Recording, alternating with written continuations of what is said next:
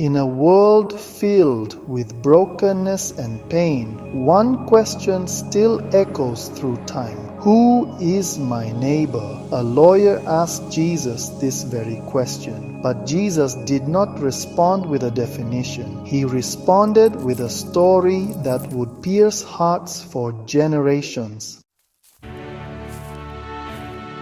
A man was walking from Jerusalem to Jericho. Along the way, he was attacked by robbers. They beat him, stripped him of everything, and left him half dead on the side of the road. Soon after, a priest came walking down that same road. He saw the man but passed by on the other side. Next, a Levite came, a religious man, respected and known for service. He too saw the wounded man and walked away. Then came a Samaritan, someone from a group despised by the Jews. He was the least expected to stop. But when he saw the injured man, he was moved with compassion. He went to him, he bandaged his wounds, poured oil and wine over them. He lifted the man onto his own animal and carried him to an inn. He cared for him through the night. And the next day he gave money to the innkeeper, saying, "Take care of him, and if you spend more, I will repay you when I return."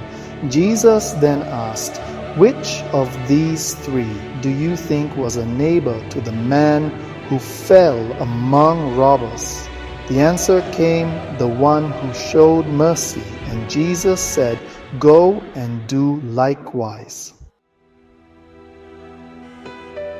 This story is not only about kindness, it is about compassion that moves beyond comfort. The priest and Levite were religious, they had the right knowledge, but their hearts did not move them to help. The Samaritan had no position, no status, but he had love. He showed mercy with his hands, his time, and his money.